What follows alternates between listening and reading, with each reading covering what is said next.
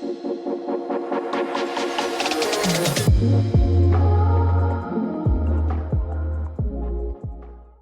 hello. Welcome to another episode of The Seven Living with the Planets.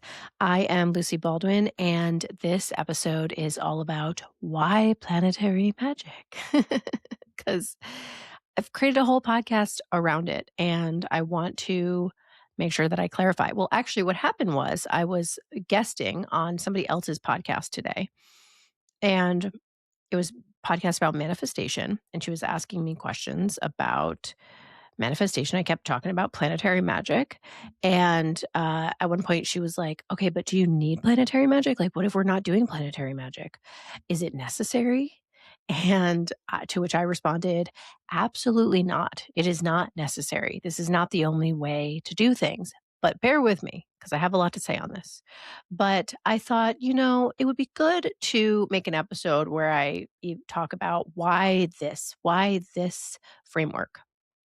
And the thing is that I've been around for a while. I've been into personal development, personal growth, spirituality, philosophy, all of this forever, for my whole life.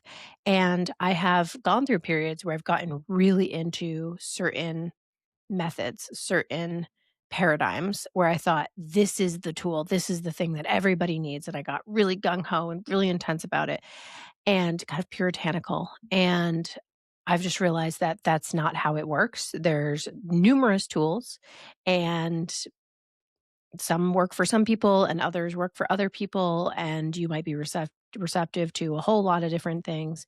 And some of them, though, are really nice and really good. And what I love about planetary magic is that it's extremely comprehensive and it's extremely effective. And it's relatively low cost of entry. So working with the planets, you don't have to like fly to the jungle. You don't have to pay thousands of dollars. You can just start making offerings. And it works really, really well.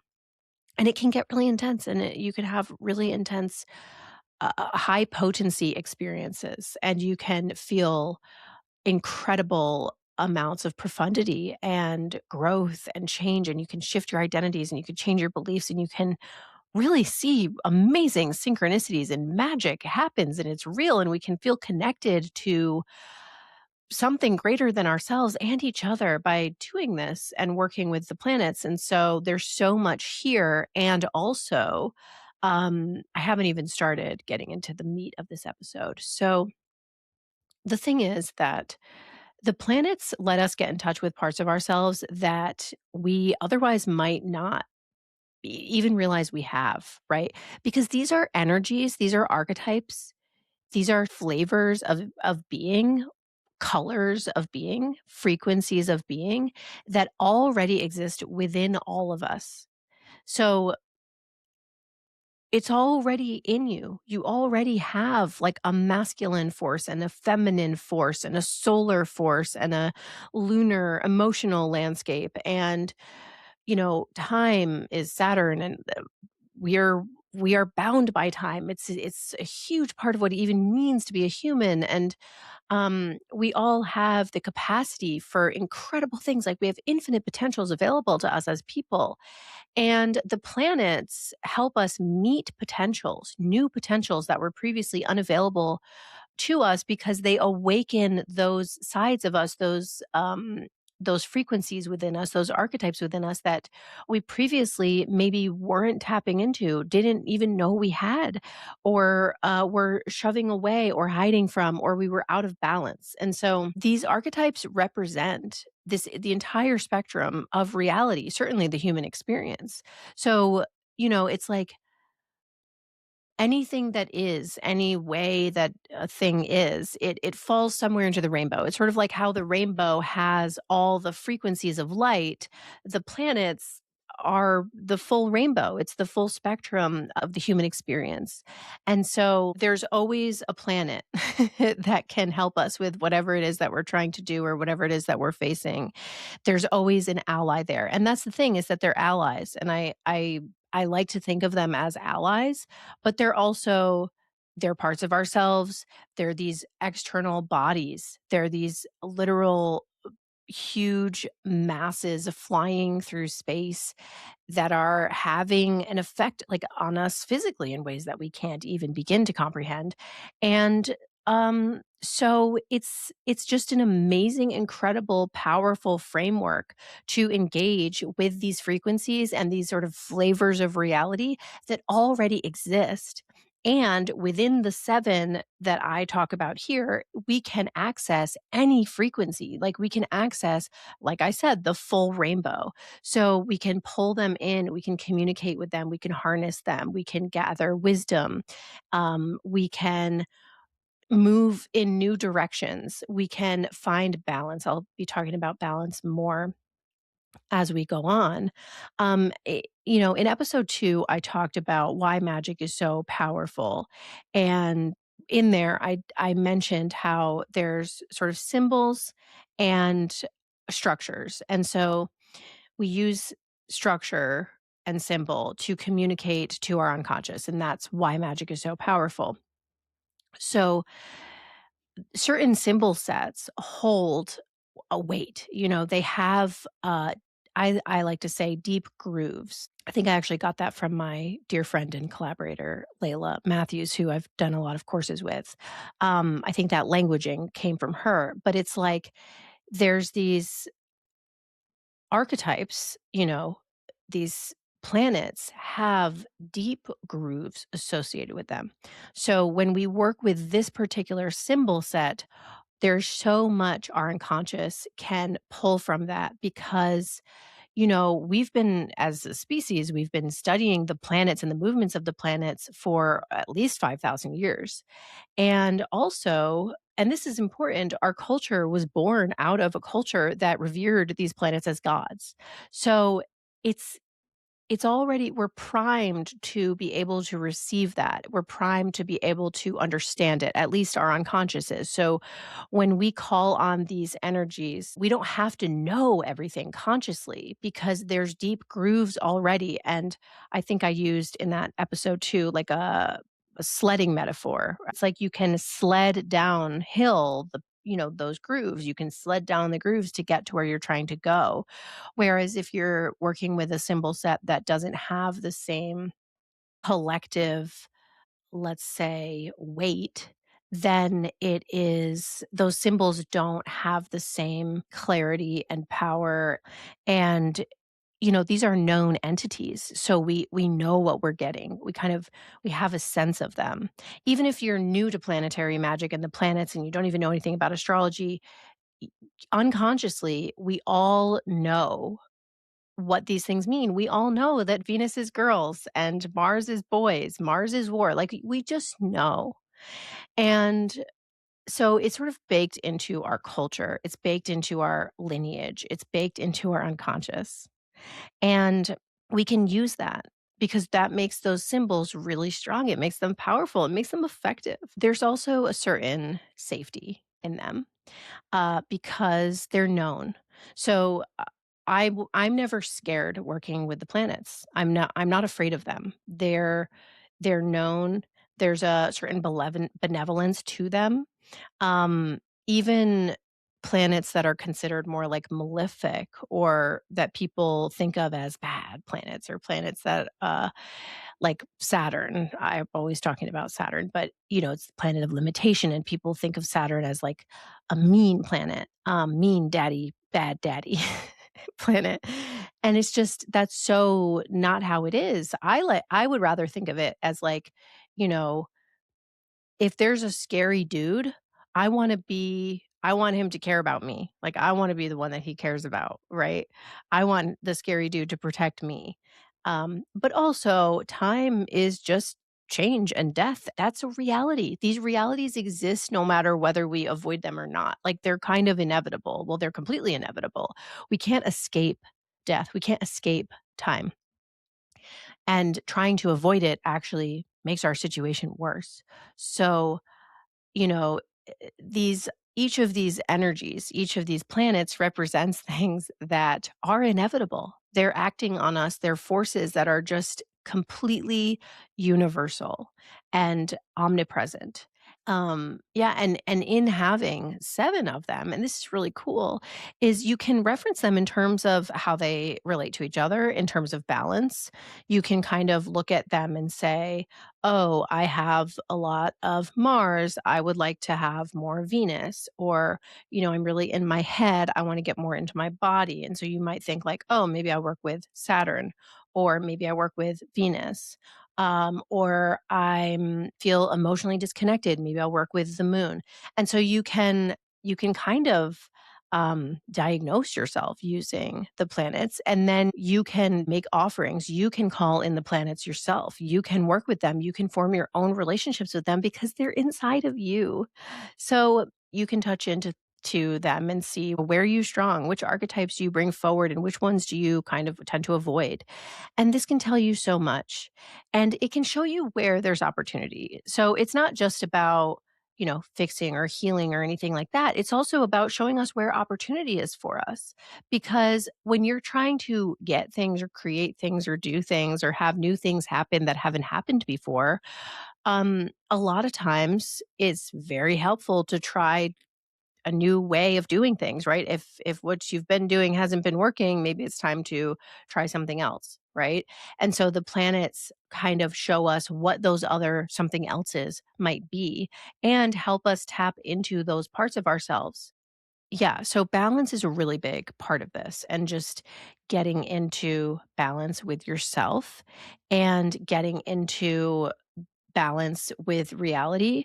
And I would say one of the best cases that I have, one of my favorite answers to this question for all my astrology dorks, astrology weirdos out there, this is the answer to challenging placements. If you have astrology placements that are challenging, this is the answer. You work with those planets, you petition them, ask them for help, ask them for guidance. You don't even have to go that far.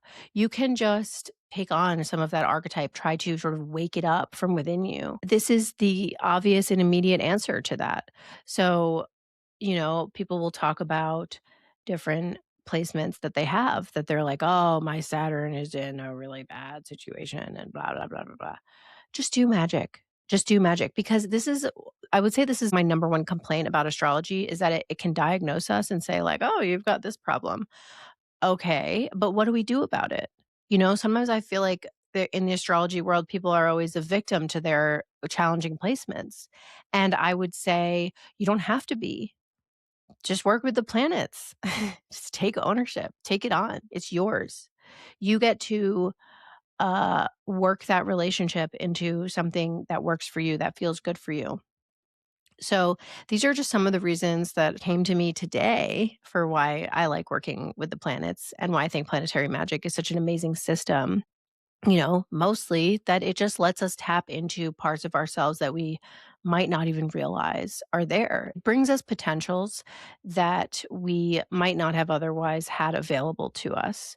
So that's really fun. And it's the full spectrum. I like the spice of life. I like to experience a lot of different things and I want to have a relationship with each of these archetypes so that I can have a lot of diversity and excitement and newness and change and, just like different kinds of rich things happening in my life and feel into those different energies and you can really connect with them. That's what's so cool about it is you can really connect with them and you can see things start to change around you.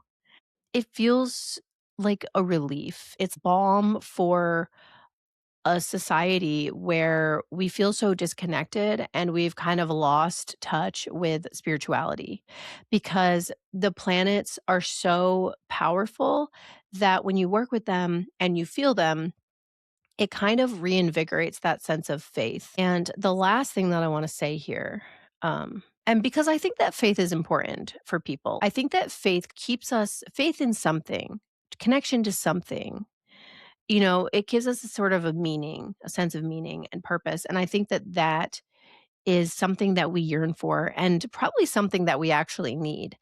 Humans have tended towards religion and religiosity and even superstition forever, for as long as we can know. Like, we've never found a culture or a society or a group of people that didn't have something like that, that didn't need this larger meaning. And I think that it's weird how, as a society, we've kind of think that we're post religion or that we're post spirituality and we don't need it because we have all the answers because we have science and we know better.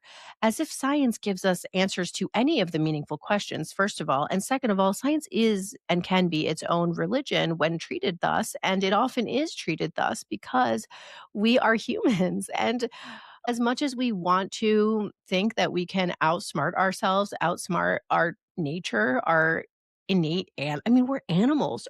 Like, we can't escape what we are. We can't escape that. And so no amount of like studying things and measuring things and doing little experiments is going to make us not yearn for this connection to something greater than ourselves. And the planets, I mean, they certainly give me that, and I feel like they give that to a lot of the people who join my courses and are in my programs because when synchronicities start to happen, when you perform magic and then you see things so clearly changing and happening, or you see little signals or symbols or just if when it works, the gratitude and sense of fulfillment that comes from that is hard to it's hard to describe, it's hard to explain, and you just kinda have to experience it, and this is the thing I believe that people are getting from religion that makes them feel good and makes them feel it's kind of a sense of security in knowing that we're not just flying around space on a dead planet and that there's underlying rhythms and cycles and meaning, and I guess all of this is just to say I feel like it gives us meaning. And I had one last thing, which is that devotion. So, kind of on a similar note to what I was just on, is devotion. You know, doing something regularly in a devotional way is incredibly powerful. So that also gives us that sort of hit of meaning, of connection, that we so deeply crave. But we can also use it really practically in really practical ways. So we can work with magic and work with the planets in a devotional way and have a devotional relationship with them. So instead of feeling devotion to myself or devotion to, God or Jesus, I could have, because that doesn't feel aligned for me. Um, I can have devotion towards these planetary deities, and I can work with them in a way that helps me and supports me and my needs, but doesn't and sort of keeps the authority with me, but it's also an external thing that I can relate to. And so it's sort of this as within, so without with the planets. And that's really beautiful and it's really helpful. And it can help us grow and show up for things and change because sometimes motivation just isn't going to get you there. And we need that sort of sense of devotion to something greater than ourselves that gives us that tether that sort of holds us accountable and keeps us doing the things that we need to do to support ourselves and to foster a good life, because having a good life is like, what is the point of all of this? What is the point of there's so much suffering and pain in the world, and I think we owe it to ourselves and to everybody who's suffering to live the best life that we possibly can. So, with that, I'm going to sign off. Thank you so much for watching another episode of The Seven. I do want to let you know that I have a free community where I host live rituals every month and also connection calls. So, calls where we play games. And you can join by clicking the link in the description. And I hope to see you there. It's really fun. Come check it out. At least come join a ritual and see what it's all about. And maybe you'll start to experience some of this synchronicity and magic and sense of connection for yourself. I'll see you there.